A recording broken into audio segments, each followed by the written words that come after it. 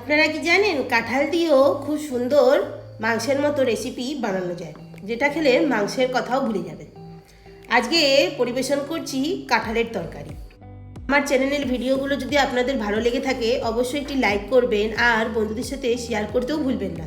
চলুন ভিডিওটা শুরু করা যাক। প্রথমে কাঁঠাল কি করে কাটতে হয় সেই পদ্ধতিগুলো আপনাকে ভালো করে দেখিয়ে দেবো। বাজার থেকে একটা কাঁঠাল কিনে এনেছি, কাঁঠালটার বোটাটা সমেত লম্বা করে একবার কেটে নেব।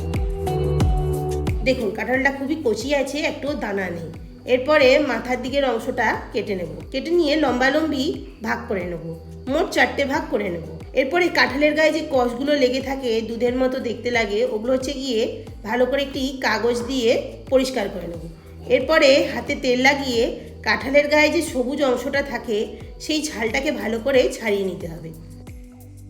প্রত্যেকটারই ভালো করে ছাল বরাবর ছাড়িয়ে নেওয়ার পরে মাথার যে অংশটাটুকুন থাকে, বোথা বলে যেটাকে, সেটাকে কেটে নিয়ে এরপরে ট্রায়াঙ্গেল শেপ বা স্কোয়ার শেপে ছোট ছোট করে আপনারা আপনাদের পছন্দের মতো শেপ দিয়ে টুকরো করে কেটে নেবেন। এরপর দুটো আলুকে খোসা ছাড়িয়ে নিয়ে লম্বালম্বিভাবে ডুমো ডুমো করে যেমন কাঁঠালের শেপ করে নিয়েছি সেরকম সাইজের আলুগুলোকেও কেটে নিচ্ছি। কাঁঠালগুলো কাটার পরে এরকম একটু কালো কালো হয়ে যায়, কিন্তু সঙ্গে সঙ্গে জল দিয়ে ধুয়ে নিতে হবে, ভালো করে রগড়ে রগড়ে ধুয়ে নিতে হবে।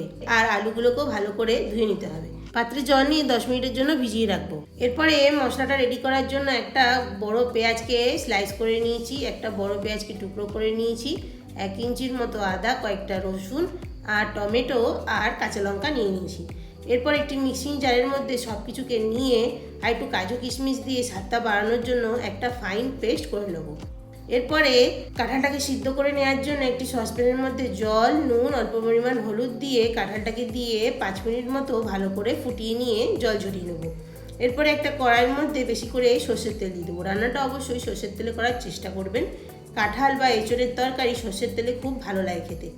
তেল গরম হয়ে আসলে কাঁঠালগুলোকে কিছু পাটে ভাগ করে নিয়ে গোল্ডেন কালার হয়ে আসা পর্যন্ত ভেজে নেব।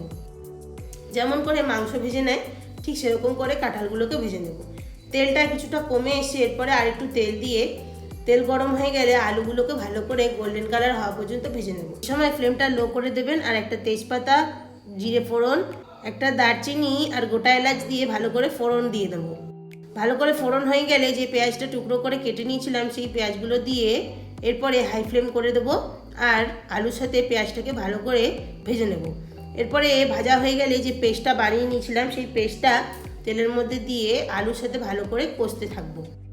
এর মধ্যে পরিমাণ মতো হলুদ, শুকনো লঙ্কার গুঁড়ো, কাশ্মীরি লঙ্কার গুঁড়ো এই সমস্ত দিয়ে ভালো করে মশলাটাকে কষিয়ে নেব। রান্নাটা ভালো করার জন্য মাংসের মতো টেস্ট আনার জন্য ভালো করে কষতে দিতে হবে। এরই মধ্যে 1 চামচ ধনে গুঁড়ো, 1/2 চামচ জিরে গুঁড়ো আর মশলা ধোয়া অল্প একটু জল দিয়ে মশলাটাকে আরও 2 মিনিট ভালো করে কষিয়ে নেব।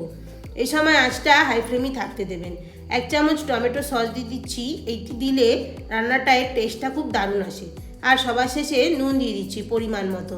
সব কিছু দিয়ে এরপরে আঁচটা একদম কমিয়ে দেবো আর ঢাকনা চাপা দিয়ে 5 মিনিট মশলাটাকে কষতে দেবো। 5 মিনিট হয়ে এসেছে, দেখুন মশলা থেকে কি সুন্দর তেল ছেড়ে এসছে, মানে মশলাটা কষানো হয়ে গেছে। এরপরে যে কাঁঠালগুলোকে ভেজে নিয়েছিলাম সেই কাঁঠালগুলোকে মশলার মধ্যে দিয়ে ভালো করে আরও 2 মিনিট কষিয়ে নেব। এই কাঁঠালটা দিয়ে যত ভালো করে কষাবে রান্নাটা শেষে স্বাদটা তত বেশি ভালো আসবে। এরপরে ঢাকনা চাপা দিয়ে দিচ্ছি, 5 মিনিট ভালো করে কাঁঠালটাকে মশলার সাথে কষিয়ে নিচ্ছি। দেখুন কত সুন্দর তেল ছেড়ে এসছে। এরপরে উষ্ণ গরম জল দিয়ে দেবেন পরিমাণ মতো, কাঁঠালটাকে সিদ্ধ করার মতো জল দিয়ে দিতে হবে।